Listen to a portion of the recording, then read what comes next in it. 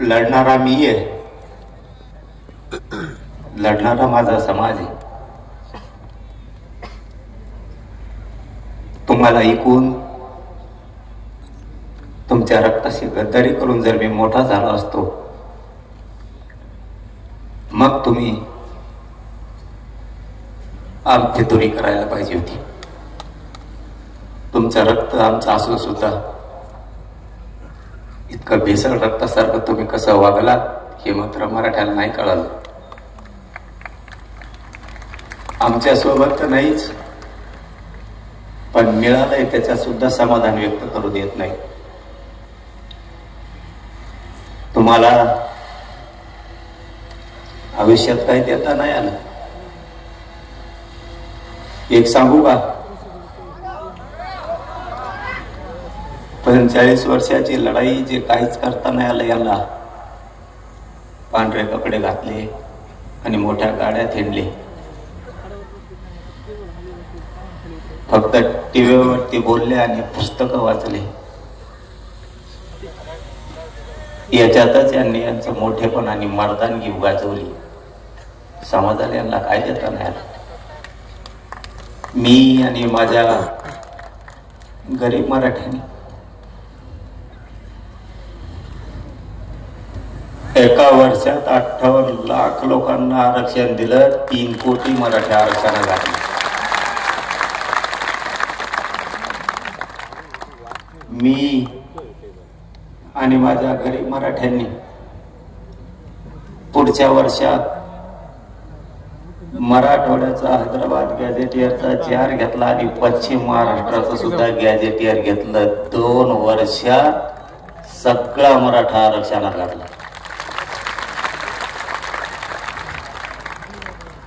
आणि जे खरं सांगतो तुम्हाला, पटवून घ्यायचा, पोरं आपल्याला मोठे करायचे, नाव ठेवणाऱ्याला लेकर बाळ नाही मोठे करायचे.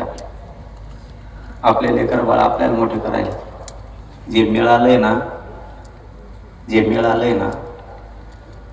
मिळालंय ना ते पण खूप मिळालंय. गावाचे गाव निघायला लागले, राहिलेले निघतील. समाधानी राहता. उताळ वागायचं नको, उताळ वागायचं नको. कुणीतरी सांगायचं सगळंच पाहिजे. आपल्याला मग लोक सगळंही मिळून द्यायनात आणि थोडं थोडं पण मिळून द्यायना. मी आणि माझा समाज आम्ही बरोबर आमच्या पद्धतीला जाऊन जाऊन डावं टाकून सगळ्यांच्या मुटक्यावर पाय दिले.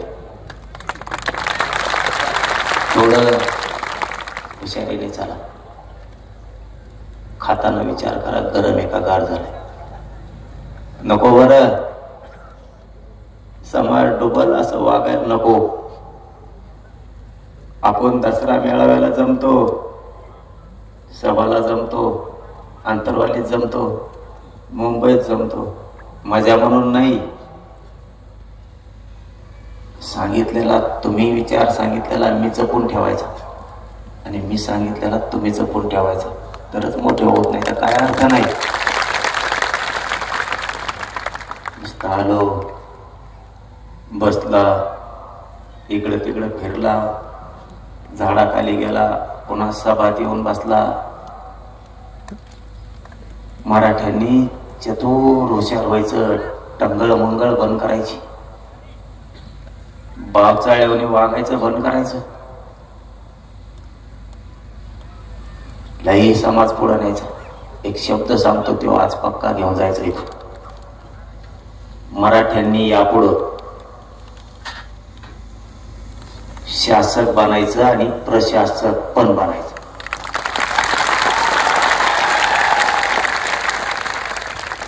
मराठ्यांनी डोकं लावून हुशारीनं शासक बना, प्रशासक बनवा. शासक जर बनला, कोणाला मागायची गरज नाही पडणार. शेतात काम करता करता, घरात काम करता करता, व्यवसाय करता करता, शेतीचं काम करताना नोकऱ्या करताना शासक बनायचं डोक्यात राहते.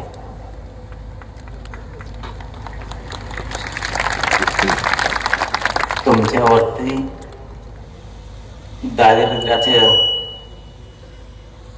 दारिद्र्याचा आलेला गल जर काढायचा असला, तुम्हाला शासक बनावं लागणार आहे.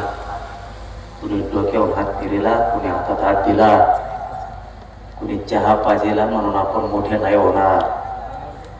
या दसऱ्याच्या निमित्तानं सांगतो, जातीला सांभाळायचं असलं, जातीच्या अडचणी दूर करायच्या असल्या तर तुम्हाला शासक बनावं लागेल. आणि प्रशासकही बनावं. प्रशासनात एवढी ताकद आहे, दादा जरी असला तरी हात जोडून प्रशासनासमोर उभं राहावं.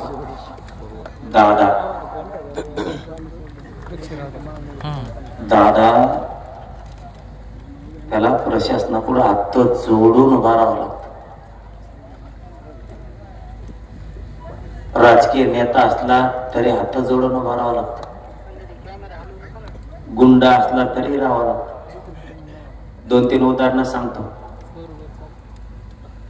तुम्ही जर PSI बनला, त्याला प्रशासन म्हणायचं. तुम्ही तहसीलदार, PSI, SP, कलेक्टर जर बनला, कसलाही दादा तुमच्या पुढं हात जोडून उभा राहील. कसलाही नेता तुमच्या पुढं हात जोडून उभा राहील. समजून घ्या. आज दसऱ्याच्या निमित्तानं तुम्हाला काय सांगतोय, लेकरा बाळांसाठी आयुष्याची शिदुरी आहे. नुसते कष्ट करा आणि नुसतं पळा, एवढंच करू नका. तुमचं पोरग, तुमची पोरगी PSI झाली, तहसीलदार झाली, कलेक्टर झाली, SP झाली, मोठा वकील झाली, न्यायाधीश झाली, मोठा डॉक्टर झाली, मोठा इंजिनियर झाली, मोठमोठ्या पोस्ट आहेत त्याच्यात अधिकारी झाली. तुमचं पोरग पोरगी CIDत गेली, SITत गेली, SCBत गेलं. प्रत्येक क्षेत्रात जर आपलं लेकरं गेलं ना, तर या गरीब समाजाला बसायला आधार होईना. ऑफिस एखादं बसायला आधार.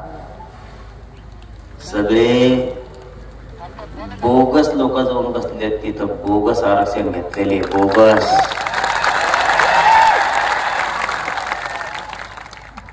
हाय का डोकं ठेप्याल तुमचं? लोक जातीचं काम करायचं असलं, सत्ता असो नाही तर नसो, बर का, बरोबर, सत्ता असो नाही तर नसो, प्रशासनात जर आपले अधिकारी असले ना, राईट खोटात ठोकी द्यायचे. सत्ता असो नाही तर नसो. म्हणून आजपासून एक गोष्ट लक्षात ठेवा, आता आपल्याला प्रशासनात लोक घालायचे, खूप पोरं आणि पोरी अधिकारी करायचे प्रत्येक क्षेत्रात. आणि दुसरं, तुम्ही शासक बना, कोणाला फोन लावायची गरज नाही, लगेच काम. सगळे बसले त्यांचे, आपल्या घात्यात दारात येणे. चूक तुमची आहे. कशी चूक आहे सांगू बघ, सांगतो तुम्हाला चूक आहे तुमची. तुमच्या डोक्यातली दया माया जाय ना, आणखी तुमच्या डोक्यात किडे पडलेत, किडे. तुमच्या डोक्यातली दया माया जाय ना आणखी. एखाद्याने जर आपल्या जातीचा अपमान केला, बोलायचं काही भय ना, पण मरूस तर त्याला झटका दाखी जायचा, मरूस तर.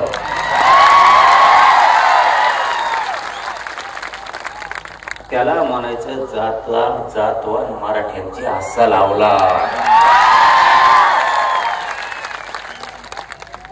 त्याला वाटलं पाहिजे संगत हिंडत माय झालं.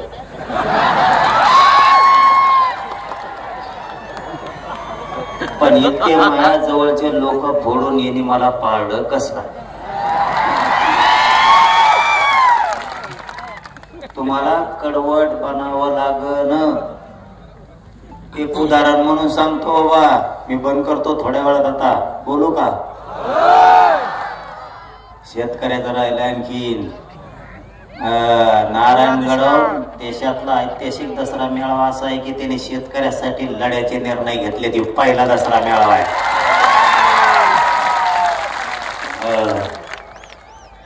तुम्हाला विसरायचं नाही का सांगतो?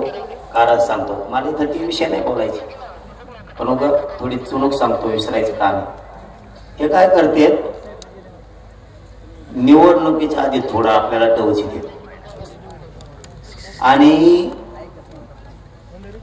डवचेलं की मी तिकडून उत्तर देतो आणि मी उत्तर दिलं 3 ते 4 महिने गप्प बसतो. त्याचा अर्थ समजून घ्या. भेले नका म्हणू त्याला. नीट काय बोलतोय ते ऐका. ते तिकडून असं एक शब्द आपल्या काळजाला लागण असा बोलते. जसा की गुलामीचं गॅजेट म्हणणारे माकड,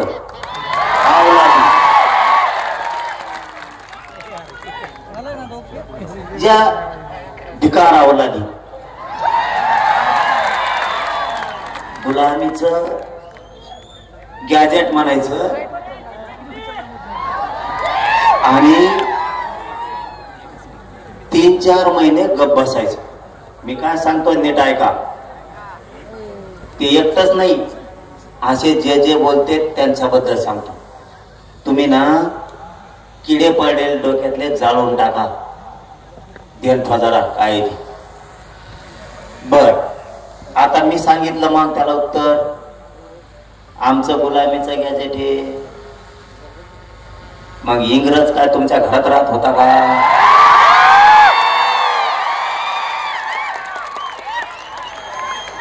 तुमच्या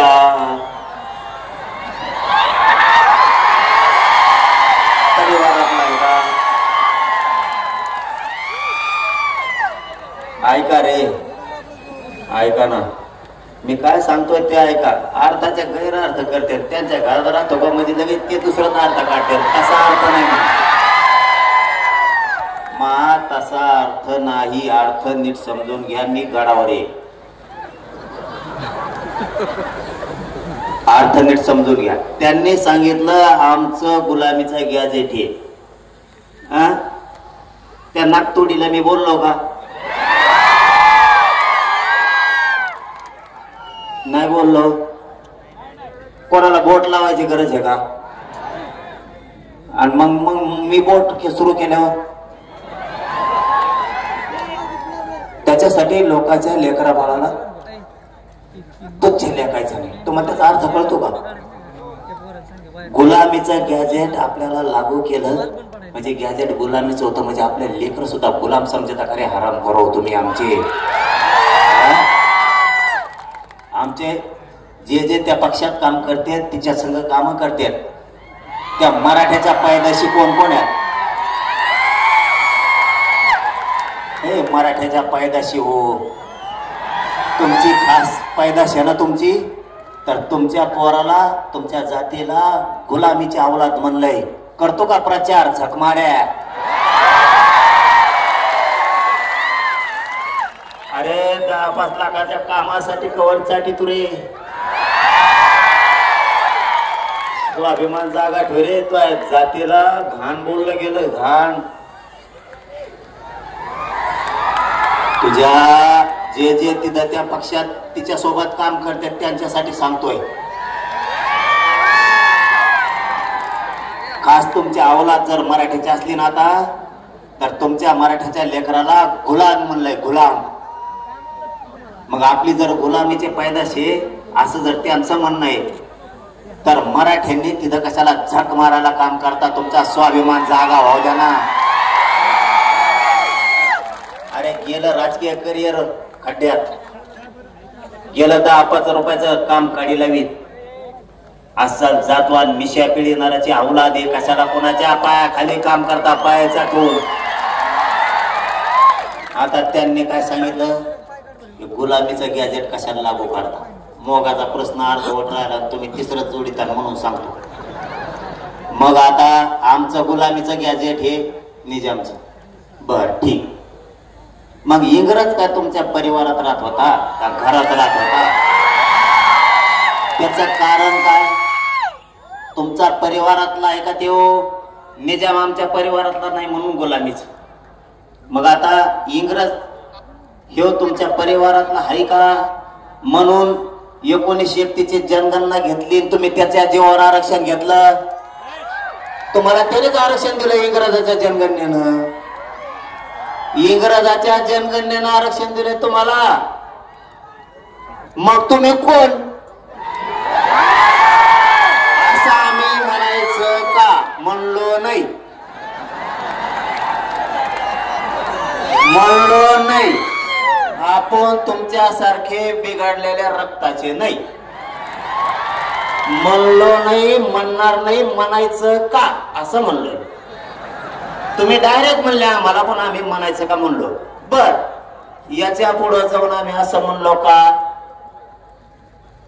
की बाबा आमचं गुलामीचं गॅजेट हे मग तिकडं राजस्थानला अकबर बादशाहकडून पळून आला, तर इकडं तुम्ही निजामाची चाकरी करायला लागला. आम्ही असं म्हणायचं का? म्हणलो नाही का? म्हणलो नाही. भेट भेट नसतो. कोणा शिकायचं नाही. बसलेलो म्हणून करते. तुम्ही फक्त फेसबुक व्हॉट्सअपला लिहू शकता. ज्या दिवशी सुरू होईल ना त्या दिवशी तुम्हाला बी कळेल. काही बोलता? माझा डेले नीट करायची ताकद आमच्या मराठ्यात आहे. काही बोलता? आम्ही म्हणलो का तुम्ही राजस्थानला होते, तिकडं बादशाह अकबर होता आणि त्याने लय ठोकला दांडकीने तुम्हाला, मग पळून इकडं महाराष्ट्रात आला.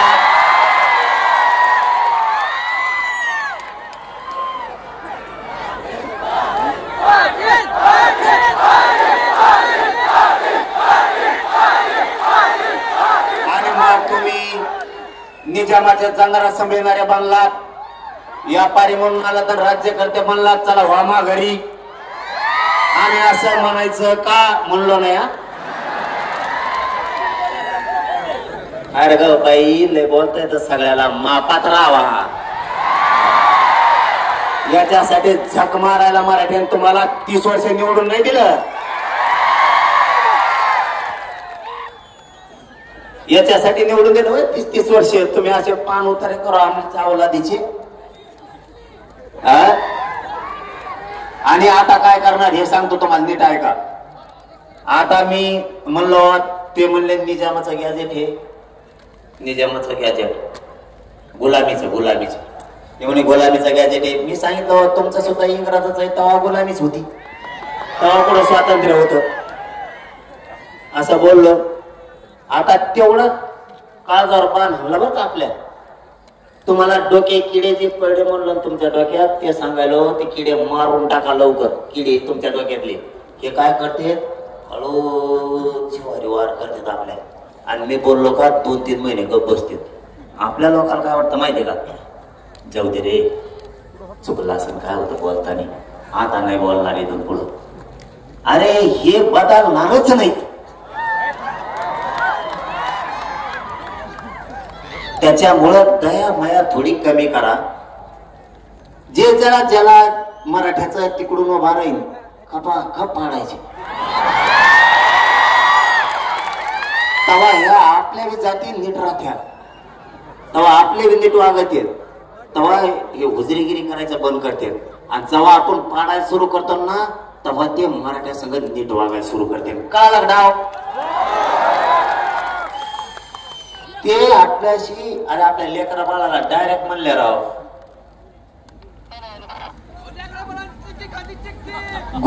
गुलामी. आपल्या लेकराला डायरेक्ट गुलाम म्हणलं गेलं, त्याचा अर्थ असा होता. आणि मग तुम्हाला लेकरा बाळापेक्षा मोठे ते आहेत का? म्हणून गपजारी बसले ते आपल्या लोक मीडियात बोलते जाहीर आणि लोकात म्हणते चुकलं बरं का, इथून पुढं नाही बोलणार. मीडियाने ऐकलं ते आणि मग लोकात बोलून काय करतो, मीडियात म्हणा मग सोडून देतो आम्ही. हे जिवारी वार करतात, कळून देत नाही. तिसरा मुद्दा 2 सांगितले, शासक बना प्रशासक बना. दुसरा सांगितला हेव, इथून पुढे जेव बोलन त्याला सोडीत जायचं नाही. तिसरा मुद्दा आहे महत्वाचा आहे, कधीच आजपासून ओबीसीला दोष द्यायचा नाही. बघा डोक्यात उजाड पाडून घ्या. आपण काय करतो, एक जरी नेता बोलला तरी आपण म्हणतो ओबीसीचे नेते घाणे. ओबीसीचे नेते नाही, याच्यात ओबीसीचा काही संबंध नाही. समजा माळ्याचा सगळा दोष आहे का? काही सगळ्या माळ्याचा दोष आहे का? ते सगळ्या भाव चाळ्याला जाऊन यायचे.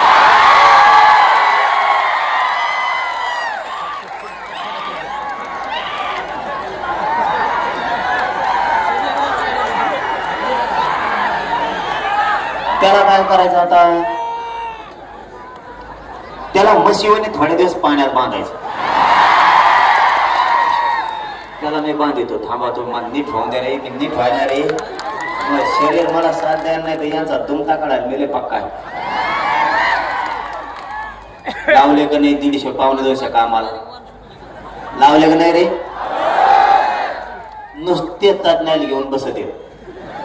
याला काय झालं, त्याला काय झालं, ते कस काय बसलं, हे कस काय बसलं. कुळातच कम घेतले, बिगर कुळाचे कम घेतले, सगळं गॅजेटच कम लावलं. मग मराठीत आत गेले. आत नाही जातात का बाहेर तरी कोर्ट होतो, बाहेर बाहेर तो. आता इथून पुढं ज्या जातीचा माणूस बोलन त्याला ओबीसीचा नेता नाही म्हणायचा. इथून पुढं एक देण्यात घ्यायचा घडवून जाणाऱ्या प्रत्येक महाराष्ट्रातल्या माणसाने ओबीसीचा नेता बोलला ते काय करताय चाभऱ्यापणा, हे आत्ताशी आपल्या डोक्यात आले. आमच्या ओबीसीवर अन्याय होतो, मग आपण सगळ्या ओबीसीला बोलवतो का नाही? ओबीसीवर अन्याय नाही, याची लाभार्थी थोडी जात आणि ह्यो दोनच धरून मागा लागा जायचं. ओबीसी लिहून पुढं बोलायचं नाही. समजा उदाहरणार्थ इथून पुढं, आता इथून पुढं लक्षात ठेवा, समजा आता थोड्या माळी आणि थोड्या माळ्याचा नेता छगन भुजबळ. बाकीच्या नेत्याने काही, बाकीच्या माळ्याने काही केलं का आपलं? उगाच उगाच सगळ्यांची विरोध आपण. छगन भुजबळ आणि त्याच्या लाभार्थी माळी तेवढीच जात, बाकीचे माळी आपली. धनगराचा नेता आपल्या विरोधात बोलला, धनगराचा नेता आपल्या विरोधात बोलला. समजत आहे तुम्हाला मी काय बोलतोय? धनगराचा नेता आपल्या विरोधात बोलला, सगळ्या धनगराचा संबंध नाही. ते थोडं ते 10-5 त्याचे धनगराचे लाभार्थी आणि त्यो बाकीच्या धनगराला देणं घेणं नाही. त्यामुळे इथून पुढं जो जातीचा बोलल ना त्याला त्याच्या जातीत तोलायचा, आता ओबीसीत तोलायचं नाही. म्हणजे बाकीच्या ओबीसीचा बिचारे लवार कुंभार ढोवार काय जे असते, धोबी परी नावी जेवढे या लवकरच उगाच गव्हासाची किडे लागण्याच काम आहे. आणि सगळ्या ओबीसीचा फायदा 2-3 घेते, हे एक लक्षात ठेवा. एक आता चौथा मुद्दा सांगतो. आपल्याला 7-8 दिवसापूर्वी विखे पाटील साहेबाचा फोन आला आणि त्यांनी सांगितलं की बाबा तुम्ही दसऱ्याला आंदोलन डिक्लेअर करणार हैदराबादच्या गॅजेटसाठी आणि सातारा संस्थांसाठी. मी नारायणगडातल्या सगळ्या बांधवाच्या साक्षीनं सांगतो,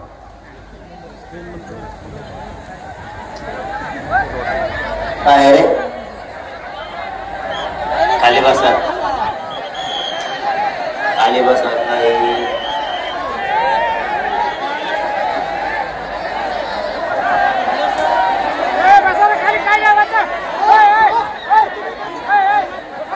काय रे